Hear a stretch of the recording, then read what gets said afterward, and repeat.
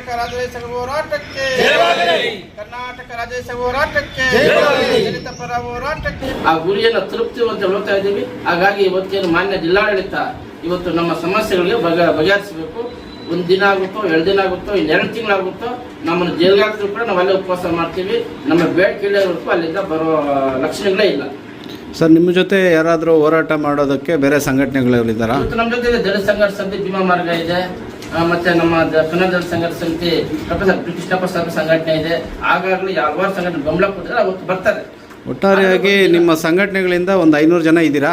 ಏನೇನು ಜನ ಇವತ್ತು ಏನು ನಮ್ಮ ದಲಿತ ಸಂಘರ್ಷ ಸಮಿತಿ, ಕನ್ನಡ ದಲಿತ ಸಂಘರ್ಷ ಸಮಿತಿ, ನಮ್ಮ ಸಂಘಟನೆಯಿಂದ ನಾವು ಬೇರೆ ಯಾವುದೇ ತಾಲೂಕು ಜಿಲ್ಲೆಗಳಿಗೆ ಕೊಡ್ತಾ ಇಲ್ಲ. ಇವತ್ತು ನಾವು 50,000 ಜನ ಸೇರಿಸೋ ಶಕ್ತಿ ನಮಗಿದೆ. ಆದರೆ 50,000 ಜನ ಸೇರಿಸಿದ್ರೆ ಅವರ ಒಂದು ದಿನದ ಶ್ರಮ ಇಷ್ಟು, ಅವತ್ತು ಖರ್ಚು ಎಷ್ಟು, ಅವ್ರ ಖರ್ಚನ್ನು ನಾವೇ ಹಾಕಿದ್ ಹಾಗಾಗಿ 13 ಹಳ್ಳಿಗಳ ವ್ಯಾಪ್ತಿ ಸೇರಿರ್ತಕ್ಕಂಥ ಮಾತ್ರ ಮತ್ತೆ ನಮ್ಮ ತಾಲೂಕು ಸಂಬಂಧಪಟ್ಟಂತ ಸಂಘಟನೆಗಳ ಮುಖಂಡರು ಮಾತ್ರ ನಾವು ಅಲ್ಲಿ ಸೇರ್ತಾ ಇದ್ದೀವಿ. ಇವತ್ತು ಸಂಖ್ಯಾಬಲ ಏನು 1,000 ಹೆಚ್ಚು ಆಗುವ ಲಕ್ಷಣ ಇದೆ. ಹಾಗಾಗಿ ಇವತ್ತು ಸಿದ್ದಾಮಣಿ ಕೂಡ ಬೆಂಬಲ ಕೊಡ್ತಾ ಇದ್ದಾರೆ. ಇವತ್ತು ಬೇರೆ ತಾಲೂಕುಗಳಿಗೆ ನಾವು ಕರೆ ಕೊಟ್ಟರೆ 1,000 ಜನ ಬರ್ತಾರೆ. ನಾವು ಯಾವುದೇ ತಾಲೂಕುಗಳಿಗೆ ಕರೆ ಕೊಡ್ತಾ ಇಲ್ಲ. ಅವ್ರು ಮನಸ್ಪೂರ್ವಕವಾಗಿ ಪ್ರೀತಿಯಿಂದ ಬಂದ್ರೆ ನಾವು ಬೇಡನಲ್ಲ. ಇವತ್ತು ನಮ್ಮ 13 ಹಳ್ಳಿಗಳ ಮಾತ್ರ ಮತ್ತೆ ನಮ್ಮ ಸಂಘಟನೆ ಜಿಲ್ಲಾಡಳಿತ ಮುಂದೆ 2 ಟೆಂಟ್ ಹಾಕಿರ್ತಾರೆ. ಒಂದು ಟೆಂಟಲ್ಲಿ ಸುಮಾರು ಜನ ಇರ್ತಾರೆ. 2ನೇ ಟೆಂಟಲ್ಲಿ ನೋಡಬೇಕು, ಒಂದೇ ರೆಕಾರ್ಡ್ ಮಾಡಿ ಇಟ್ಟಿರೋ ಪೆನ್ ಡ್ರೈವ್ ಹಾಕಿ ಯಾರಿಗೋ ಒಬ್ರು ಕೂಲಿಗಿನ ಕೊಟ್ಟಿರ್ತಾರೇನೋ, ಅಲ್ಲಿ ನಾವು ಎಲ್ಲಿ ಸ್ಟಾರ್ಟ್ ಮಾಡ್ತೀವೋ ಭಾಷಣ ಇಲ್ಲಿ ಒಂದು ಪೆನ್ ಡ್ರೈವ್ ಹಾಕೋದು ಮತ್ತು ಇಲ್ಲಿ ದಾರಿ ತಪ್ಪಿಸ್ತಾ ಇದ್ದಾರೆ ಅಂತ ಹೇಳ್ತಾ ಇದ್ದಾರೆ. ನಿಜವಾಗ್ಲೂ ನೀವು ಪೆನ್ ಡ್ರೈವ್ ಹಾಕಿ ಜನರನ್ನ ಮೋಸ ಮಾಡ್ತಾ ಇದ್ದೀರಾ ಸರ್? ಇವತ್ತು ಯಾರು ಆ ವ್ಯಕ್ತಿಯ ಮಾತಾಡಿದ್ದನ್ನ ನಾವು ಇವತ್ತಿಗೆ 72 ಒಂದೇ ಒಂದು ಪೆನ್ ಡ್ರೈವ್ ಕೂಡ ಅಲ್ಲಿ ಹಾಕಿಲ್ಲ. ನಾವು ಪೇಮೆಂಟ್ ತಗೊಂಡು ಆ ಒಂದು ದಿನಕ್ಕೆ ಸೀಮಿತವಾಗಿ ಭಾಷಣ ಮಾಡಿ ಬಂದಿಲ್ಲ. ಸತತ 72 ದಿನಗಳು ನಮ್ದಾದ ವಾಟ್ಸಪ್ ಗ್ರೂಪ್ಗಳಿದ್ದಾವೆ. ವಾಟ್ಸಪ್ಗಳಲ್ಲಿ ಇಷ್ಟು ಸಂಖ್ಯೆ ಇದೆ ಅಂತಕ್ಕಂಥ ನಮ್ಮಲ್ಲಿ ಮಾಹಿತಿ ಇದೆ. ಇವತ್ತು ಯಾರು ಭಾಷಣ ಮಾಡೋಕ್ಕೆ ಪೇಮೆಂಟ್ ತಗೊಂಡು ಒಂದಿನ ಬರ್ತಾರೆ, ಭಾಷಣ ತೆಗಿತಾರೆ, ಪೇಮೆಂಟ್ ತಗೋತಾರೆ, ಮನೆ ಹೋಗ್ತಾರೆ, ಅವರು ಹೇಳ್ತಕ್ಕಂಥದ್ದಕ್ಕೆ ನಾವು ಉತ್ತರ ಕೊಡುವ ಅವಶ್ಯಕತೆ ನಮಗಿಲ್ಲ. ಇವತ್ತು ಪೆನ್ ಡ್ರೈವ್ ಹಾಕಿದ್ರೆ ತಾವು ಮಾಧ್ಯಮದವರು ಇದುವರೆಗೂ ಅಲ್ಲಿ ಪೆನ್ ಡ್ರೈವ್ ಹಾಕಿರ್ತಕ್ಕಂಥ ಒಬ್ಬರು ನೋಡ್ಬಿಡ್ಲಿ, ಇನ್ನೊಂದು ಹೇಳಿದ್ರೆ ಸ್ಪ್ರಿಂಗ್ ಆಪರೇಷನ್ ಮಾಡಿ ಅಂತೇಳಿ ದಯಮಾಡಿ ಬಂದು ಮಾಡ್ಬೋದು. ಇವತ್ತು ನಾವು ಯಾವುದೇ ಕೂಲಿ ಹಣ ಕೊಟ್ಟಿಲ್ಲ. ಇವತ್ತು ನಮ್ಮ ಮಾನ್ಯಪ್ಪನ ಹೇಳಿದ್ರು, ಇವತ್ತೆಲ್ಲ ನಮ್ಮಲ್ಲಿ ಇರ್ತಕ್ಕಂಥದ್ದು ಮಾಧ್ಯಮ ವರ್ಗದವರು ಕೂಲಿ ಕಾರ್ಮಿಕರು. ಇವತ್ತು ಅಲ್ಲಿರ್ತಕ್ಕಂಥವ್ರು ಯಾರು 1 ಎಕರೆ ಪ್ರಾಣಿ ಇದ್ರೆ 10 ಎಕರೆ 15 ಎಕರೆ ಕಾಂಪೌಂಡ್ ಹಾಕೊಂಡಿರ್ತಾರೆ. ಅಂಥವ್ರು ಇವತ್ತು 1 ಎಕರೆ ಸರ್ಕಾರ ಎಷ್ಟು ನಿಗದಿ ಪಡಿಸ್ತಾ ಇದೆ? 1,25,00,000, 1,45,00,000, 1,70,00,000 ಮಾಡೋದು. ಆದರೆ 2 ಎಕರೆ 10 ಎಕರೆ ಉಳಿದು ಬಿಟ್ರೆ ಕೋಟಿ ಅಂತ ಉಳಿತದ. ಆ ರೀತಿ ಇರ್ಬೇಕಾದ್ರೆ 1 5 ಲಕ್ಷ ಹೋಗ್ಲಿ ಬಿಡು ಅಂತೇಳಿ ಲಕ್ಷ ಹಣವನ್ನು ಖರ್ಚು ಮಾಡಿ ಅಲ್ಲಿ ಇದ್ದಾರೆ. ಇವತ್ತು ನಮ್ಮಲ್ಲಿ ಇರ್ತಕ್ಕಂಥ ಎಲ್ಲರೂ ನೋಡಿ, ಇವತ್ತು ನಮ್ಮ ಹೆಣ್ಣಂಗೂರು ಮದುವೆ ಕೂಲಿ ಕಾರ್ಮಿಕ ಇವತ್ತು ಖಾಲಿ ಕಲಿಸ್ಕೊಂಡಿಲ್ಲ. ಇವತ್ತು 500 ರೂಪಾಯಿ ಯಾಕೆ ಕೊಡ್ತಾರೆ?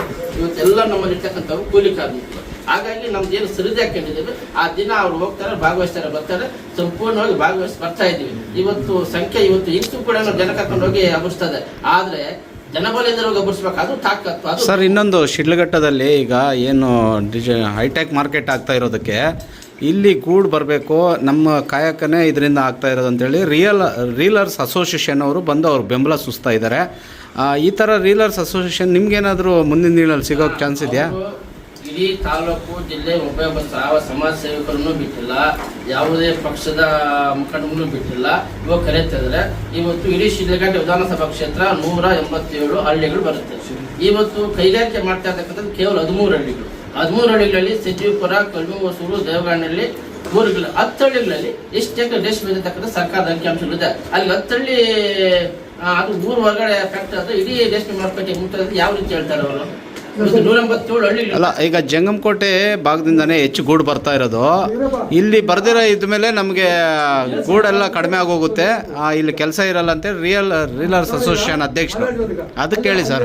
ಈಗ ಪ್ರತಿಭಟನೆ ಮಾಡ್ತಿದ್ದಾರಲ್ಲ ಆ ರೈತರು ತಿಂಗಳಿಗೆ ಎಷ್ಟು ಕೆಜಿ ಗೂಡು ಬೆಳಿತಾರೆ ಅವ್ರು ಅಂತ ಹೇಳಿ ಅವರು ಇಲ್ಲ ಚೆಕ್ ಮಾಡ್ತಿದ್ದಾರೆ. ಈಗ ಪ್ರತಿಭಟನೆ ಮಾಡ್ತಾರೆ ರೈತರು, ಅವ್ರು ನಮ್ಮವರೇ. ಅವರು ಇರ್ತಕ್ಕಂಥವ್ರು ಯಾರು ಎಷ್ಟು ಕೆ ಜಿ ಗೂಡು ಬೆಳೀತಾ ಇದ್ದಾರೆ ಅನ್ನೋದು ಅವರು ಲಿಸ್ಟ್ ಕೊಡಿ ಅಂತ ಹೇಳ್ಬಿಟ್ಟು ಕೇಳಿ, ನಾವು ಎಷ್ಟು ಕೆ ಜಿ ಬೆಳೀತಾ ಇದ್ದೀವಿ ತಿಂಗಳಿಗೆ ಅಂದ್ರೆ ನಾವು ಲಿಸ್ಟ್ ಕೊಡ್ತೀವಿ. ಗೊತ್ತಾಯ್ತೇನೋ? ಅದರಿಂದ ಏನು 13 ಹಳ್ಳಿ ಇದಾಗ್ಬಿಟ್ರೆ ಇಲ್ಲ ಮಾರ್ಕೆಟ್ಗೆ ಗೂಡು ಬರದೇನು ಮಾರ್ಕೆಟ್ ಮುಚ್ಚಾಕಾಗೋದು ಆಗೋದಿಲ್ಲ. ಗೊತ್ತಾಯ್ತೇನೋ? ರೈತರು ಎಲ್ಲ ಸೇರಿ ಬೆಳೆದ್ರೆ ಮಾತ್ರ ಇಲ್ಲಿ ಮಾರ್ಕೆಟ್ ನಡೀಬೇಕಾದ್ರೆ ನಾನೊಬ್ಬರು ಅವರೊಬ್ಬರು ಬೆಳೆದ್ರೆ ಆಗೋದಿಲ್ಲ. 13 ಹಳ್ಳಿಯಲ್ಲಿ ಎಷ್ಟು ಕೆ ಜಿ ಬೆಳಿತಾರೆ? ಎಷ್ಟು ಜನ ರೈತರು ಇರ್ತಾರೆ ಅಲ್ಲಿ? ಎಷ್ಟು ರೇಷ್ಮೆ ತೋಟ ಇದೆ ಅಲ್ಲಿ? ಎಷ್ಟು ಎಕರೆ ಇದೆ? ಕೊಡಿ ಅಂತ ಹೇಳೋದು ನಾವು ಲಿಸ್ಟ್ ಕೊಡಿ ಅಂತ ಹೇಳು. ಬರೀ ರೇಷ್ಮೆ ಇದೆಯಾ? ಅದು ಎಷ್ಟು 2,000 ಎಷ್ಟು ಎಕರೆ? 1,100 ಎಕರೆಯಲ್ಲಿ ಬರೀ ರೇಷ್ಮೆ ಇದೆಯಾ? ಹಾಂ, ಅಲ್ಲ ನೀಲಗಿರಿ ಎಷ್ಟಿದೆ? ಬರೀ ಕಾಡು ಪ್ರದೇಶ ಎಷ್ಟಿದೆ? ಅದನ್ನೆಲ್ಲ ಲೆಕ್ಕಾಚಾರ ತಗೊಂಡು ಅವರು ಈಗ ಅಲ್ಲಿ ಪ್ರತಿಭಟನೆ ಮಾಡ್ತಾರೆ. ಅವ್ರು ಎಷ್ಟು ಕೆಜಿ ಗೂಡು ಬೆಳಿತಾರೆ ನಮ್ಗೆ ಅದು ಅದಿಷ್ಟು ಬೇಕು ಫಸ್ಟ್ ಅಂತ ದಾಖಲೆ ಕೊಡಲಿ, ನಾವು ಕೊಡ್ತೀವಿ. ನಾವು ತಿರುಗಿ ಎಷ್ಟು ಬೆಳಿತೀವಿ ಅನ್ನೋದು ನಾವು ದಾಖಲೆ ಕೊಡ್ತೀನಿ. ಈಗ ಎಷ್ಟು ಎಕರೆ ನಾನು ರೇಷ್ಮೆ ಕಟ್ಟಿದ್ದೀನಿ ನಮ್ಮದು, ನಾನು ಎಷ್ಟು ಕೆಜಿ ಬೆಳಿತೀನಿ ಅಂತ ಹೇಳಿ ಯಾವ್ದಾದ್ರು ಮಾತಾಡಬೇಕು. ಸ್ವಲ್ಪ ಇದು ಬೇಕು, ಕಾನೂನು ಕಟ್ಟಬೇಕು, ಅದಕ್ಕೊಂದು ಇದು ಬೇಕು. ಆ ಥರ ಇದ್ರೆ ಮಾತಾಡ್ತಾರೆ. ಏನು ಅಸೋಸಿಯೇಷನ್ ಅಧ್ಯಕ್ಷ ಹೇಳಿದಾರಲ್ಲ ಅವ್ರ ಮಾಹಿತಿ ಕೊರತೆ ಇದೆ. ಇವತ್ತು 13 ಹಳ್ಳಿಗಳಲ್ಲಿ 10 ಹಳ್ಳಿಗಳಲ್ಲಿ ಎಷ್ಟು ರೇಷ್ಮೆ ಇದೆಯೋ ಅಷ್ಟನ್ನು ಕೂಡ ಅದರಲ್ಲಿ ಇವತ್ತೇ 490 ಎಕರೆ ಬಿಟ್ಟಿದಾರಲ್ಲ ಅದರಲ್ಲಿ ರೇಷ್ಮೆ ಕೂಡ ಹೋಗಿದೆ. ಆದ್ರೆ ಅಸೋಸಿಯೇಷನ್ ಅಧ್ಯಕ್ಷರಿಗೆ ಇವರು ತಪ್ಪು ಮಾಹಿತಿ ಕೊಟ್ಟಿದ್ದಾರೆ. ಅವ್ರ ಬಂದು ಅವ್ರ ಮಾಹಿತಿ ಎಲ್ಲ ಬೇಕಾಗಿದ್ರೆ ನಾವು ಕೊಡ್ತೀವಿ. ಇವತ್ತು ಇಡೀ 187 ಹಳ್ಳಿಗಳಲ್ಲಿ 10 ಹಳ್ಳಿಗಳಲ್ಲಿ ಎಷ್ಟು ರೇಷ್ಮೆ ಇದೆ, ಎಷ್ಟು ಬಿಟ್ಟಿದ್ದಾರೆ, ಅದು ಸಂಪೂರ್ಣ ಮಾಹಿತಿ ಇದೆ, ದಾಖಲೆ ಇದೆ. ಬರೀ ಬಾಯಿ ಮಾತ್ರ ಹೇಳ್ತಾ ಇಲ್ಲ. ಮತ್ತೆ ಇನ್ನೊಬ್ಬರು ನಮ್ಮ ಇವ್ರು ಹೇಳಿದ್ರು, ಯಾರು ಇಡೀ ಜಿಲ್ಲೆಯ ರೇಷ್ಮೆ ಇಲಾಖೆ ಅವರು ಇಷ್ಟು ರೇಷ್ಮೆ ಇದೆ ಬಿಡಬೇಕು ಅಂತ, ಅದು ಸುಳ್ಳು. ಇವರು ಏನು ಒಂದು ಮನವಿ ಕೊಡ್ತಾರೆ, ರೇಷ್ಮೆ ನೂಲು ಮಟ್ಟೆ ಜಾಸ್ತಿ ಆಗ್ತಾ ಇದೆ, ಬೆಲೆ ಜಾಸ್ತಿ ಆಗ್ತಾ ಇದೆ, ಹಾಗಾಗಿ ತಾವು 13 ಹಳ್ಳಿಯಲ್ಲಿ ಬಿಡಬೇಕು ಅಂತೇಳಿ ರೇಷ್ಮೆ ನಿರ್ದೇಶಕರು ಒಂದು ಮನವಿ ಕೊಡ್ತಾರೆ. ಇವ್ರೇನು ಮನವಿ ಕೊಡ್ತಾರೆ ಆ ಮನವಿಯನ್ನು ಉಪನಿರೀಕ್ಷಕರಿಗೆ ಏನು ಆಯ್ಕೆ ಕೊಟ್ಟಿದ್ರೆ ಯಾವುದೇ ಸರ್ಕಾರದ ಇಲಾಖೆ ಇದು ಫಲವತ್ತಾದ ಪ್ರದೇಶ ಅಂತೇಳಿ ಕೊಟ್ಟಿದ್ರೆ ಇವತ್ತು ₹80 received on phone pay. ಬೈಲಾಗ ಅವರು ಎಷ್ಟು ಎಕರೆ ಅವ್ರದ್ದು ರೇಷ್ಮೆ ತೋಟ ಇದೆ, ಅವ್ರು ತಿಂಗಳಿಗೆ ಎಷ್ಟು ಕೆಜಿ ಗೂಡು ಬೆಳೀತಾರೆ. ಈಗ ನಾನು ಇಲ್ಲಿ ಹೋರಾಟ ಮಾಡ್ತಾ ಇದ್ದೀನಿ, ನಾವು ತಿಂಗಳಿಗೆ ಎಷ್ಟು ಕೆಜಿ ಗೂಡು ಬೆಳೀತಾ ಇದ್ದೀನಿ, ನಮ್ಮ ರೇಷ್ಮೆ ತೋಟ ಎಷ್ಟು ಅಂತ ಬಂದ ಇನ್ಸ್ಪೆಕ್ಟ್ ಮಾಡಿ ಅಂತ ಹೇಳಿ ಆ ಉತ್ತರ ಕೊಡಲಿಲ್ಲ, ನಾನು ಒಪ್ಕೊತೀನಿ. ಒಂದು ಕೆಜಿ ಗೂಡು ಬೆಳಗ್ಗೆ ಇದಿಲ್ಲ ಅವ್ರಿಗೆ, ನಮ್ಮ ತಿಂಗಳಿಗೆ 250 ಕೆಜಿ 300 ಕೆಜಿ ಬೆಳಿತೀವಿ. ಇನ್ನೊಂದು ಅನ್ನ ತಿನ್ನುವವರು ಈ ಹೋರಾಟಕ್ಕೆ ಬರಬೇಕು ಅಂತ ಹೇಳ್ತಾರೆ. ಇದನ್ನ ಯಾವ ತರ ನೋಡ್ತೀರಿ ಸರ್? ಬರ್ಬೇಕಂದ್ರೆ ಇವತ್ತು ಬಸವಪಟ್ಟಣ, ನಡುಪನಹಳ್ಳಿ, ಹೆಣ್ಣಂಗೂರು, ದೇವಗನಹಳ್ಳಿ, ಗೊಲ್ಲಹಳ್ಳಿ ಇವೆಲ್ಲ 13 ಹಳ್ಳಿಗಳಲ್ಲಿ ಇಷ್ಟು ಲೇಔಟ್ ಆಗಿದೆ. ಅವರೆಲ್ಲ ಇಷ್ಟು ಅನ್ನ ತಿಂದ ಮಣ್ಣು ತಿಂದವರ. ಇವತ್ತು ಇದೇ ಇತ್ತಳ್ಳಿ ರಮೇಶ್ ಅವರು, ಇವತ್ತು ಯಾರು ಇತ್ತಳ್ಳಿ ರಮೇಶ್ ಆಗಿರ್ಬೋದು, ನಮ್ಮ ನಡುಪನಹಳ್ಳಿ ವೆಂಕಣ್ಣ ಆಗಿರ್ಬೋದು, ಯಾರು ತನ್ನ ಭೂಮಿಯನ್ನ ಮಾರಾಟ ಮಾಡ್ತಾರೋ ಇತ್ತ ತಾಯಿಯನ್ನ ಮಾರಾಟ ಮಾಡೋದು ಹೇಳಿದ್ರಲ್ಲ, ಇತ್ತಳ್ಳಿ ರಮೇಶಣ್ಣ ಇದೇ ಡಿಸೆಂಬರ್ ಎಷ್ಟು ತಾರೀಕಿನ ಡಿಸೆಂಬರ್ 5 ತಾರೀಕು ಎಷ್ಟು ಎಕರೆ ಮಾರಾಟ ಮಾಡಿದ್ನು, ನೀನು ಮುನ್ನು ತಿಂದ ಆ ಪದ ನಿನ್ಗೆ ಅನ್ವಯಿಸಲ್ವಾ? ಇದೇ ನಮ್ಮ ನಡುಪನಹಳ್ಳಿ ವೆಂಕಟೇಶಣ್ಣ ಖಾಸಗಿ PSL ಕಂಪ್ನಿ ಜಮೀನು ಮಾರಾಟ ಮಾಡ್ತಾನೆ, ಅವಾಗ ನೀನು ಮುನ್ನು ತಿಂತಾ ಇದ್ದೀಯಾ, ಆ ಮಾತು ನಿನಗೆ ಅನ್ವಯಿಸ್ತದೆ, ನಮ್ಗೆ ಅನ್ವಯಿಸಲ್ಲ. ಇವತ್ತು ಅನ್ನ ತಿನ್ನೋ ಪ್ರತಿಯೊಬ್ಬನಿಗೂ ಕೃಷಿ ಬೇಕು. ಅದೇ ಕೃಷಿಯನ್ನ ಬಿಡಿ ಅಂತ ನಾವು ಹೇಳ್ತಾ ಇದೀವಿ. ನಿನಗೆ ಶಕ್ತಿ ಇದ್ರೆ, ನಿನ್ ಸಾಮರ್ಥ್ಯ ಇದ್ರೆ, ದಮ್ಮಿದ್ರೆ, ತಾಕತ್ತಿದ್ರೆ ಇನ್ನ 100 ಅಲ್ಲ 200 ಎಕರೆ ಬಿಡಿಸೋ, ನಮ್ಗೆ ಸ್ವಾಗತ ಅರ್ಹ. ಇವತ್ತೇನು ನಮ್ಮ ಹೋರಾಟದ ಫಲ ಅಂದ್ರೆ ನಾವೊಬ್ಬರಲ್ಲ, ಇಡೀ ನಮ್ಮ 13 ಹಳ್ಳಿಗಳ ಎಲ್ಲ ಕನ್ನಡ ಪರ, ರೈತ ಪರ ಸಂಘಟನೆಗಳ ಒಗ್ಗಟ್ಟಿನ ಹೋರಾಟದ ಫಲವಾಗಿ ಇವತ್ತು 490 ಎಕರೆ ನೀರಾವರಿ ಪ್ರದೇಶವನ್ನು ಕೈ ಬಿಡಿಸಿದ್ದೀವಿ. ಇದು ಬಹಳ ಹೆಮ್ಮೆಯಿಂದ ಹೇಳ್ತಾ ಇದ್ದೀವಿ. ಇನ್ನು ನಿನ್ ಶಕ್ತಿ ನೀನು ಬಿಡಿಸು. ಸರ್ ಇನ್ನೊಂದು, ನಿಮಗೆ ಟೆಂಟ್ ಹಾಕ್ಸಿರೋದೇ ಸರ್ಕಾರ ಅಂತ ಹೇಳ್ತಾರೆ. ಈಗ ನಾವು ಹೇಳ್ತೀವಿ ಇವತ್ತು ನಿಮ್ಗೆ ಏನು ಹೋರಾಟ, ಅದು ಭೂಮಿಯ ಹೋರಾಟ ಅಲ್ಲ, ಅಕ್ಷಯ ಪಾತ್ರೆಯ ಹೋರಾಟ ಅಂತ ನಾವು ಹೇಳ್ತೀವಿ. ಇವತ್ತು ನಿಮ್ಮ ಹೋರಾಟದಲ್ಲಿರ್ತಕ್ಕಂತಹ ಪ್ರತಿಯೊಬ್ಬರು, ಕೆಲವರು ನಮ್ಮ ವೇದಿಕೆ ಬಳಿ ಬಂದು ಹಿಂದ್ಗಡೆ ಬಂದು ಮಾತಾಡ್ತಾರಣ್ಣ, ಬೇರೆ 5,000 10,000 ಕೊಟ್ಟರೆ ನಮ್ಗೆ ಲೆಕ್ಕ ಕೊಡ್ತಾರಣ್ಣ, 50,000 1 ಲಕ್ಷ ಕೊಟ್ಟರೆ ನಮ್ಗೆ ಲೆಕ್ಕ ಇಲ್ಲಣ್ಣ. ಆ ರೀತಿಯ 1 ಕೋಟಿಗೂ ಅಧಿಕ ಹೆಚ್ಚು ಹಣ ನಿಮ್ಗೆ ಬಂದಿದೆ ಅಂತ ನಾವು ಹೇಳ್ತೀವಿ. ಇವತ್ತು ಯಾವ್ದಾದ್ರು ಒಬ್ಬ ಸಮಾಜ ಸೇವಕರು ಬಿಟ್ಟಿದ್ದೀರಾ, ನೀವು ಒಬ್ಬ ರಾಜಕೀಯ ಪಕ್ಷನೇ ಬಿಟ್ಟಿದ್ದೀರಾ? ಯಾರು ಬಿಟ್ಟಿದ್ರೆ ಹೇಳ್ರಿ. ಇಲ್ಲ ನಮ್ಗೆ ಇವತ್ತು ಬಹಿರಂಗ ಸವಾಲಾಗ್ತದೆ, ಬರ್ರಿ ₹10 ಯಾವುದೇ ಸಮಾಜ ಸೇವಕನಾಗಿರ್ಬೋದು, ಯಾವುದೇ ರಾಜಕೀಯ ಪಕ್ಷದವನಾಗಿರ್ಬೋದು, ಯಾರಾಗಿರ್ಬೋದು, ₹10 ಹೋರಾಟ ತಗೊಂಡಿದ್ದೀವಿ ಅಂತೇಳಿ ಬಂದ್ರೆ ಆವತ್ತು ಕೂಡ ನಾವು ತಲೆಬಾಗ್ತೀವಿ. ಇವತ್ತು ನೀವೇ ಜೈನಿ ಮಾಡೋದು, ನೀವೇ ವಸೂಲಿ ಮಾಡೋದು, ನಿಮ್ಮ ಬದುಕಿನ ಅಕ್ಷಯ ಪಾತ್ರ ತುಂಬಲಿಕ್ಕೆ ಹೋರಾಟ ಮಾಡಿ ಇವತ್ತು ಬೇರೆಯವ್ರ ಮೇಲೆ ಯಾಕೆ ನೀವು ತಪ್ಪು ಆರಾಧನೆ, ತಪ್ಪು ಏನು ಮಾತನ್ನ ಹೇಳ್ತಾ ಇದ್ದೀರಿ? ಸರ್ ಇನ್ನೊಂದು ಲಾಸ್ಟು, ಪ್ರತಿ ಸಲನೂ ನೀವು ಏನು ಭಕ್ತರಳ್ಳಿ ಬೈರೇಗೌಡರು ಮಾಡಿರೋ ಅಂಥ ಕೆಲಸಕ್ಕೆ ಎನ್ಕೌಂಟ್ರ್ ಮಾಡಿಕೊಂಡೇ ಬಂದಿರ್ತೀರಿ. ಈಗ ಅವ್ರು 5ನೇ ತಾರೀಕು ವಿಧಾನಸೌಧ ಮುತ್ತಿಗೆ ಹಾಕೋಣ ಅಂತ ಹೇಳ್ತಾರೆ. ನೀವು ಯಾವಾಗ ವಿಧಾನಸೌಧ ಮುತ್ತಿಗೆ ಹಾಕ್ತೀರಿ? ಅದು ತಪ್ಪು ಮಾಹಿತಿ. ನಾವು ಮೊದಲೇ 20 ದಿನಗಳ ಮುಂಚೆನೆ ನಮ್ಮ ಎಲ್ಲ 100 ರೈತರು ಹೋರಾಟ ಮಾಡಿ ಸಭೆಯನ್ನ ಮಾಡಿದ್ರು. ಆ ಸಭೆಯಲ್ಲಿ ನಮ್ಮ ಸ್ನೇಹಿತರೊಬ್ಬರು ಟ್ಯಾಕ್ಟರಿಯಲ್ಲಿ ಹೋಗಿ ಅವ್ರಿಗೆ ಎಚ್ಚರಿಕೆ ಕೊಡೋಣ ಅಂದ್ರು. ಆವಾಗ ನಮ್ಮ ಕೆಲವು ದೊಡ್ಡರು ಹೇಳಿದ್ರು, ಆವಾಗ ಇದೇ ಟ್ಯಾಕ್ಟರಿಗಳಲ್ಲಿ ಹೋಗಿ ಇವತ್ತು ಏಟಿಗೆ ತಿಂದವರು ನಾವು ರೈತರು, ನಾಯಕರು ಹೋಗಿ ಮಾಧ್ಯಮ ಮುಂದೆ ಕೂತ್ಕೊಂಡ್ರು. ಆ ರೀತಿಯ ತೊಂದರೆ ಆಗೋದು ಬೇಡ, ಇವತ್ತು ಮತ್ತೆ ಬೈಕ್ ರ್ಯಾಲಿ ಮಾಡೋಣ ಅಂತಂದ್ರು. ಬೈಕ್ ರ್ಯಾಲಿಗೆ ಇವತ್ತು ಪೊಲೀಸರು ಅನುಮತಿ ಕೊಡ್ತಾರಾ ಇಲ್ವಾ? ಇವತ್ತು 100 ಬೈಕ್ಗಳು ಹೋಗ್ಬಿಟ್ಟು ಅಲ್ಲಿ ಪೊಲೀಸರ ಜೇಟ್ಲು ತಿಂದು ಇವತ್ತು ಇಷ್ಟು ಜನ ನಮ್ಮ ರೈತರು ಬೈಕ್ಗಳು ಡಾಕ್ಯುಮೆಂಟ್ಸ್ ಇದಾವೆ, ಇಷ್ಟು ಜನ ಡೀಸೆಲ್ಗಳಿದ್ದಾವೆ, ಇಷ್ಟು ಜನ ಹೆಲ್ಮೆಟ್ಗಳಿದ್ದಾವೆ. ಇವತ್ತು 100 ಜನ ಒಂದು DC ಕಚೇರಿ ಮುಖ್ಯ ಹೋಗ್ತಾರೆ, DC ಒಳಗಡೆ ಬಿಡಲ್ಲ. ಅಂತದ್ದು ನಾವು 10,000 ಬೈಕ್ಗಳು ಅಂದ್ರೆ ಬಿಡಕ್ ಸಾಧ್ಯವ? ನಮ್ಗೆ ಯಾರು ರೈತರಿಗೆ ಅನುಮತಿ ಬೇಕಾ ಅಂತಾರೆ. ಆ ರೀತಿಯ ಈಗ ಅವರು ವಿಲನ್ ಪಾತ್ರ ಮಾಡಿ ಕೊಟ್ಟಿದ್ದಾರೆ. ಯಾಕಂದ್ರೆ ಕೋಡಲ್ ಚಂದ್ರಶೇಖರ್ ಮಾತಾಡಿದ್ದಾರೆ ಏನು ಮೊನ್ನೆ ಚಿಕ್ಕಬಳ್ಳಾಪುರ ಬಂದಾಗ ನಮ್ಮ ಮಾತು ಸರ್ಕಾರ ಕೇಳ್ತಾ ಇಲ್ಲ, ನೀವು ಬೈಕಿಂಗ್ ರೆಡಿ ಮಾಡಿ ಹೇಳ್ರಿ, ನಾವೇನು ತೋರಿಸ್ಬೇಕು ಅಂತ.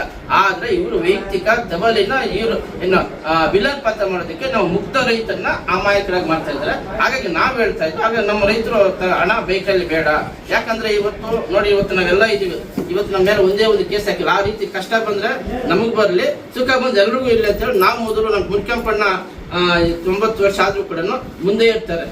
ಎಲ್ಲ ಜವಾಬ್ದಾರಿಯನ್ನ ತಾನು ನಿಭಾಯಿಸ್ತಾನೆ. ಯಾಕಂದ್ರೆ ಏನೇ ನೋವು ತಂದ್ರು ನಾನು ತಿಂತೀನಿ, ನನ್ನ ಹಿಂದೆ ಬರತಕ್ಕಂಥವ್ರಿಗೆ ಒಂದು ಸಣ್ಣ ಗಾಯ ಆಗಬಾರ್ದು ಅಂತೇಳಿ ಆ ರೀತಿ ಜವಾಬ್ದಾರಿ ತಗೊಂಡು ನಾವು ಹೋಗ್ತಾ ಇದ್ವಿ. ನೀನೇನ್ ಮಾಡ್ತಾ ಇದೀಯಾ, ಡಾಕ್ಟರ್ ಕರ್ಕೊಂಡು ಹೋದ, ಏನು ತಿಂದ್ರು, ನೀನೆಲ್ಲಿದ್ಯಾ, ಮಾಧ್ಯಮ ಮುಂದೆ ಇದ್ದೀಯ. ಮೊನ್ನೆ ಚಿಕ್ಕಬಳ್ಳಾಪುರ BC ಮಾಡಿದೆ, ಕೇಸ್ ಹಾಕಿದಾರೋ ಅಮಾಯಕರು, ನಿನ್ನ ಕೇಸ್ ಆಯ್ತಾ? ಈ ರೀತಿಯ ಅಮಾಯಕರ ಮೇಲೆ ಕೇಸುಗಳಾಕಿ ವಿಲನ್ ಪಾತ್ರ ಮಾಡೋದು ಬೇಡ. ನಾವು ಶಾಂತಿಯುತವಾಗಿ ಏನು ಇವತ್ತು 4ನೇ ತಾರೀಕು ಒಂದು ಪುಣ್ಯ ಮೆರವಣಿಗೆ ಮಾಡೋಣ, 5ನೇ ತಾರೀಕು ಒಂದು ಉಪಸ್ಥಿತಿಗಳ ಮಾಡೋಣ ಅಂತೇಳಿ ನಾವು ತೀರ್ಮಾನ ಮಾಡಿ ತಗೊಳ್ತಕ್ಕಂಥ ತೀರ್ಮಾನ ಇದ್ದು. ಒಟ್ಟಾರೆಯಾಗಿ ಜೂನ್ 5ನೇ ತಾರೀಕು ಅವರು ಯಶಸ್ವಿಯಾಗಿ ಮುಂದಿನ ಮೆರವಣಿಗೆ ಅಲ್ಲ, ಜೂನ್ 5ನೇ ತಾರೀಕು ಬೈಕ್ ರ್ಯಾಲಿನ ಏನಾದರೂ ಮಾಡಿ ಇದನ್ನ ಇದು ಮಾಡ್ಬೇಕಂತ ನಿಮ್ಮ ಉದ್ದೇಶ. 5,000 ಹೇಳಿದಾರೆ, 10,000 ಹೇಳಿದಾರೆ, 20,000 ಹೇಳಿದಾರೆ. ಇಡೀ ವೆಲ್ಕಮ್ ಮಾಡಿದ ಬೈಕಲ್ಲಿ ಇರೋದ ಒಂದು 5ರಿಂದ 10,000 ಇರ್ಬೋದು. ಅದಕ್ಕೂ ನಮ್ಗೆ ಸಂಬಂಧ ಇಲ್ಲ. ನಮ್ಮ ಕಾನೂನಾತ್ಮಕವಾಗಿ ನಮ್ಮ ಹಕ್ಕನ್ನ ಪಡೆಯಲಿಕ್ಕಾಗಿ ಏನು ಮಾನ್ಯ ಜಿಲ್ಲಾಧಿಕಾರಿಗಳ ವಿರುದ್ಧವಾಗಿ ನಮ್ಮ ಹೋರಾಟ ಮಾಡ್ತಾ ಇದ್ದೀವಿ ಸರ್. ನಿಮ್ಮ ಕನಸು ಅಲ್ಲೇ ಈಡೇರಿಸೋಣ. ನಾವು ಅವತ್ತು ನಿಮ್ಮ ಜೊತೆ ಹೋರಾಟಕ್ಕೆ ಬರ್ತೀವಿ. ಆದ್ರೆ ಮೊದಲನೇ ಅಂತ ಜಮ್ಮಕೋಟೆ ಭಾಗದಲ್ಲಿ ಆಗ್ಲೇಬೇಕಂತ ನಾವು ಎಚ್ಚರಿಕೆಯಿಂದ ಹೇಳ್ತಾ ಇದ್ದೀವಿ. ಅದಕ್ಕೆ ನಾವು ಶ್ರಮ ಕೊಟ್ಟು ಪ್ರಾಮಾಣಿಕವಾಗಿ ಎಷ್ಟೋ ಬಾರಿ ನಾವು ಅಲ್ಲಿ ಬಾರಿ ಇದು ಏನೋ ಪೂರಿ ತಿಂದಿದ್ದೀವಿ. ಪೂರಿ ಯಾವತ್ತು ನಮ್ಮ ಅದರಲ್ಲಿ ನಿಮ್ ತರ ದಿನನಿತ್ಯ ಈ ಬಾಡು ಬಟ್ರೆ ಬಿರಿಯಾನಿ ಅವೆಲ್ಲ ನಾವ್ಯಾರು ಮಾಡಿಲ್ಲ ಸ್ವಾಮಿ. ನಮ್ಗೆ ನಮ್ ಸ್ವಂತದಿಂದ ಮಾಡ್ಕೊಂಡಿರ್ಬೋದು, ಏನೋ ಒಂದ್ಸರಿ 2 ಸರಿ. ಆದ್ರೆ ಪ್ರತಿದಿನ ಅಲ್ಲಿ ನೀವು ಒಂದು ಟ್ಯಾಂಕ್ ಅಲ್ಲಿ ನಿಲ್ಸ್ಕೊಂಡು ಅಲ್ಲೇ ಸ್ನಾನ ಮಾಡ್ಕೊಂಡು ಅದೆಲ್ಲ ಬಿಲ್ಡಪ್ ಏನ್ ಕ್ರೀಮ್ ಮಾಡ್ತೀರಾ ಸುಮ್ಮನೆ. ಹಾಗಾದ್ರೆ ನಿಮ್ಗೊಂದು ಚಾಲೆಂಜ್ ಅಪ್ಪ. ಈಗ ನೀವು ರೈತರಿಗೆ ಕೈಗಾರಿಕೆ ಬೇಡ ಆಯ್ತು, ನೀವು ನಮ್ಮ ಕೃಷಿ ಮಾಡ್ತೀರಲ್ಲ ರೈತರು, ಪ್ರತಿನಿತ್ಯ ಕೃಷಿ ಮಾಡುವಂತವ್ರು, ಹೈನುಗಾರಿಕೆ ಮಾಡುವಂತವ್ರು ಯಾವುದೇ ಕಾರಣಕ್ಕೂ ಯಂತ್ರೋಪಕರಣ ಬಳಸಬಾರ್ದು, ರಾಸಾಯನಿಕ ಗೊಬ್ಬರ ಬಳಸಬಾರ್ದು, ಮದ್ದು ಹೊಡಿಬೇಕಾದ್ರೆ ಪಂಪ್ ಬಳಸಬಾರ್ದು, ಉಳುಮೆ ಮಾಡಬೇಕಾದ್ರೆ ಟ್ರ್ಯಾಕ್ಟರ್ ಬಳಸಬಾರ್ದು, ಓಡಾಡೋದಕ್ಕೆ ಕಾರ್ ಬಳಸಬಾರ್ದು, ಗಾಡಿ ಬಳಸಬಾರ್ದು. ನೀವು ನೇಗ್ಲಲ್ಲೂ ಉಳುಮೆ ಮಾಡ್ಬೇಕು, ಎತ್ತುಗಳ ಬಂಡಿಯಲ್ಲಿ ಓಡಾಡ್ಬೇಕು. ಆಗುತ್ತಾ? ಆಗುತ್ತೇನ್ರಿ? ಇವೆಲ್ಲ ಮನವರಿಕೆ ಇದೆ. ಕಾಲಕ್ಕೆ ತಕ್ಕಂತೆ ನಡ್ಕೊಂಡು ಹೋಗ್ಬೇಕು, ತಾಳಕ್ಕೆ ತಕ್ಕಂತೆ ಕುಣಿಬೇಕು. ಇವೆಲ್ಲ ನಿಮ್ಗೂ ಗೊತ್ತಿದೆ. ಆದ್ರೂ ಬೇಕಾಗಿ ಇನ್ನೊಂದು ಮುಖವಾಡ ತರಿಸ್ಕೊಂಡು ಈ ಹೋರಾಟಕ್ಕೆ ಕಪ್ಪು ಚುಕ್ಕಿ ತರಬೇಕು, ತಾಲೂಕಿನ ಅಭಿವೃದ್ಧಿ ಕಡೆಯನ್ನ ತುಳಿದು ಬಿಡಬೇಕು. ಇದನ್ನ ಬಿಡ್ರಿ ಫಸ್ಟ್. ನಾವು ಸುಮಾರು ವರ್ಷದಿಂದ ನಾವು ನೋಡ್ತಾ ಬರ್ತಾನೆ ಇದ್ದೀವಿ. ನಿಮ್ಮ ನಿಲುವು ನೋಡಿ ನೋಡಿ ನೋಡಿ ನೋಡಿ ನೋಡಿ ಕೆಲವರೆಲ್ಲ ಮಗ್ಧರಾಗ್ಬಿಟ್ಟಿದ್ದಾರೆ. ಇವತ್ತುಗಳನ್ನು ತಾಲೂಕಿನಲ್ಲಿ ಯಾವುದೇ ಒಬ್ಬ ಚಿಕ್ಕ ಮಗುನ ಕೇಳಿದ್ರು ಹೇಳ್ತಾರೆ, ಕೈಗಾರಿಕೆ ಆಗುತ್ತದ ಇಲ್ಲ ಅಂತ ಕೇಳಿ ನೀವೇ ಕೊಡ್ಲಿಕ್ಕಾಗಿ ಹಾಗೆ ಆಗುತ್ತೆ ಅಂತ ಹೇಳಿ ಗಂಟಾಗೋಷ್ಠಿಯಲ್ಲಿ ಹೇಳ್ತಾರೆ. ಯಾಕೆ? ಅದೊಂದು ನಂಬಿಕೆ. ಯಾಕಂದ್ರೆ ಅಂತಿಮವಾಗಿ ಬಂದ್ಬಿಟ್ಟಿದೆ ಈಗ. ಅದನ್ನ ಯಾವುದೇ ಕಾರಣಕ್ಕೂ ಇದನ್ನ ಏನು ಈ ನಾಳೆ ಒಂದು ಬೈಕ್ ನಲ್ಲಿ ನೀವು ಏನ್ ಮಾಡ್ತಿದ್ರಲ್ಲ, ದಯವಿಟ್ಟು ಸಾರ್ವಜನಿಕರಲ್ಲಿ ನಾವು ಮುಖ್ಯವಾದ ವಿಚಾರ ಹೇಳ್ತೀನಿ. ಹೋದ್ರೆ ಪೊಲೀಸರು ಹೊಡೆದಾಕ್ತೀರಾ, ಅವ್ರ ಕೇಸ್ಗಳಾಗಿದೆ ಅದಕ್ಕೂ ಬಲಿಪೋಷ ಆಗ್ತೀರಾ. ಅಲ್ಲಿ ಯಾರು ಬಂದು ನಿಮ್ಮನ್ನ ಯಾವ ದೊಣ್ಣೆ ನಾಯಕರು ಬಂದು ನಿಮ್ಮ ರಕ್ಷಣೆ ಮಾಡೋದಿಲ್ಲ. ಇದು ಓಪನ್ ಆಗಿ ಹೇಳ್ತೀವಿ. ಇದು ಹಿಂದೆ ನಡೆದಿರುವಂತ ಒಂದು ಉದಾಹರಣೆ ಕೂಡ ನಮ್ಮ ಸ್ನೇಹಿತರಿಗೆ ಆಲ್ರೆಡಿ ಹೇಳಿದ್ದಾರೆ. ಫ್ಯಾಕ್ಟರಿಯಲ್ಲಿ ಶಾಶ್ವತ ನೀರಾವರಿ ಹೋರಾಟಕ್ಕೆ ಹೋದಾಗ ಪ್ಯಾಲೇಸ್ ಗುಟ್ಟಲ್ಲಿ ಹತ್ರ ಸೆಂಟ್ರಲ್ ಹಾಕೊಂಡ್ರು ನಿಮ್ಮನ್ನ. ಆ ಕಡೆ ಎದುರಕ್ಕೆ ಹೋಗಕ್ಕಾಗಲ್ಲ, ಈ ಕಡೆ ಎದುರಕ್ಕೆ ಹೋಗಲ್ಲ. ಎಲ್ಲೋದ್ರೆ ಹೊಡೆತ ತಿನ್ಕೊಂಡು ಸರ್ ಹೇಗೆ ಬರಲೆಗಳು ಬಂದು ಕೆಲವು ರಕ್ತ ಬಂತು. ಯಾರು ಅನುಭವಿಸಿದ್ದೋ ಬರೆಗಳು ಬಂದು ನಿಮ್ಗೆ ಏನು ಹಾಸ್ಪಿಟಲ್ ಟ್ರೀಟ್ಮೆಂಟ್ ಕೊಡ್ತಿದ್ರ? ನಿಮ್ಮ ಕೇಸ್ ಬಂದು ಏನೋ ವಜಾ ಮಾಡಿಸಿದ್ರು ಕೊಡಲಿ ಚಂದ್ರಶೇಖರ್ ಏನು ಇಲ್ವಲ್ಲ. ಅವತ್ತು ಯಾರು ಅನುಭವಿಸಿದ್ದು? ನೀವೇ ಅನುಭವಿಸಿದ್ದು. ಅದ್ರ ಎಚ್ಚರಿಕೆಯಿಂದ ಇದ್ದು ನಿಮ್ಮ ರಕ್ಷಣೆ ನಿಮ್ಮ ಕೈಯಲ್ಲಿದೆ, ನನ್ನ ಕೈಯಲ್ಲಿಲ್ಲ. ನಾವು ಪ್ರಾಮಾಣಿಕ ಹೋರಾಟ ಮಾಡಿದ್ರೆ ನಾವು ಇಲ್ಲೇ ಮಾಡ್ತೀವಿ. ನಾವು ಬೆಂಗಳೂರು ವ್ಯಾಪಾರ ಎಲ್ಲಿ ಹೋಗೋದಿಲ್ಲ. ನಾವು ಕುಂತ ಜಾಗದಲ್ಲಿ ಹೋರಾಟ ಮಾಡ್ತೀವಿ, ಕುಂತ ಜಾಗದಲ್ಲಿ ಗೆದ್ಕೊಂಡ್ ಬರತಾಕದ್ ನಮ್ಮಲ್ಲಿದೆ. ಇಷ್ಟು ಹೇಳಿ ನಾನು ಮಾತು ಮುಗಿಸ್ತೀನಿ. ಆದ್ರೆ ನಿನ್ನೆ ಕೆಲವೊಂದು ಈ ಪದ ಬಳಕೆ ಮಾಡುವಂತರು ಒಬ್ಬ ವ್ಯಕ್ತಿತ್ವನ ಮಾತಾಡೋ ಮಾತಿನಲ್ಲಿ ಅಳಿತೀವಿ ನಾವು. ಹೊಲಸು ಮಾತಾಡೋರು ಹೊಲಸು ನಡವಳಿಕೆ ನಡ್ಕೊಂತಾರೆ. ಏನೋ ದಾಂಡಿ ಪಿಂಡುಗಳು ಮತ್ತೆ ಈ ನಪುಂಸಕಲಿಂಗ. ಅದ್ರ ಅರ್ಥ ಏನು? ಹೌದು, ನಪುಂಸಕಲಿಂಗ ಅಂದ್ರೆ ಏನು ಅರ್ಥ? ಇದನ್ನ ಮಾತನಾಡ್ಬೇಕಾದ್ರೆ ಮಾಧ್ಯಮದಲ್ಲಿ ಇಡೀ ತಾಲೂಕಿನ ಜನತೆಯನ್ನ ನೋಡ್ತಿರ್ತಾರೆ, ಪ್ರತಿಯೊಬ್ಬರು ನೋಡ್ತಿರ್ತಾರೆ. ನೀವು ಹೋರಾಟಗಾರಾದ್ರೆ ಶಾಂತಿ ಸೌಹಾರ್ದತೆ ಇರಬೇಕು. ಒಬ್ಬ ಹೋರಾಟಗಾರನ ಲಕ್ಷಣ ಏನಿರ್ಬೇಕಂದ್ರೆ ಯಾವುದೇ ಕಾರಣಕ್ಕೂ ನಂಜುಂಡಸ್ವಾಮಿ ಹತ್ರ ನೀವು ಹೋರಾಟ ಮಾಡಬೇಕು. ಪ್ರೊಫೆಸರ್ ನಂಜುಂಡಸ್ವಾಮಿ ಅವರ ಹತ್ರ ಅದೊಂದು ನಿರ್ಧಾರ ತಗೋಬೇಕು ನೀವು. ನಾವು ಇವತ್ತು ನೀವು ನಮ್ಮನ್ನ ಪ್ರಶ್ನೆ ಕೇಳ್ಬೋದು, ಮತ್ತೆ ನೀವು ಅವರು ನಿಮ್ಮದು ಸಿದ್ಧಾಂತ ಮರ್ತ್ಬಿಟ್ಟು ಇದು ಮಾಡ್ತಾ ಇದ್ರಲ್ಲ ಅಂತೇಳಿ. ರೈತರು 80% ಜನ ಯಾವ್ದಕ್ಕೆ ನಮ್ಗೆ ಯೋಜನೆ ಬೇಕು ಅಂತ ಬಂದಾಗ ನಾವು ಆ ತರ ನಿಲ್ಲೇಬೇಕು. ಅದು ಅವ್ರ ಭೂಮಿ ಕಳ್ಕೊಂತೀವಂತ ಬರ್ತಾರ, ಇಲ್ಲ ನಾವು ಕಂಪ್ನಿ ಬೇಕಂತ ಬರ್ತಾರ. ಸಂಪೂರ್ಣವಾಗಿ ಊರೆಲ್ಲರೂ ನಾವು ಇಂಥ ಯೋಜನೆ ತಗೊಂಡು ಕೊಡ್ಬೇಕು ನಾಯಕರು ಅಂತೇಳಿ ಬಂದಾಗ ನಾವು ಬೆಂಬಲ ಕೊಡ್ಲೇಬೇಕಾಗ್ತದೆ. ಇಲ್ಲ ನೀವೇ ಉಪ ಮಾಡ್ಕೊಂಬರಿ ಅಂತಂದ್ರೆ ನಾವು ಶಾಲೆ ಹೋಗ್ತಾರೆ ನಿಮ್ಗೆ. ಅಷ್ಟು ಜನ ಒಂದು 3 ಜನ ನಿಮ್ಮ ಹತ್ರ ಬಂದಾಗ ಅವ್ರಿಗೆ ನ್ಯಾಯ ಕೊಡಿಸ್ಬೇಕಾಗುತ್ತೆ. ಅವತ್ತು ಶಾಲ್ವ ಹಾಕಬೇಕು, ನಾಯಕನ ಜವಾಬ್ದಾರಿ. ಅದಕ್ಕೆ ನಾವು ಈ ಹೋರಾಟಕ್ಕೆ ನಾವು ಕೈ ಹಾಕಿದ್ವಿ ಅಷ್ಟೇ. ಇನ್ನೇನು ಅವ್ರು ಹೇಳ್ತಿದ್ರು ಅಲ್ಲಿ ಅವ್ರಿಗೆ ದುಡ್ಡು ಬಂತು, ಕಮಿಷನ್ ಬಂತು, ಆಗ ಆ ಟೈಮ್ ವ್ಯಾಪ್ತಿ ಸೂಚಿಸ್ರಿ ಅವಂತ ಸೀನ್ ಮೊದಲೇದನ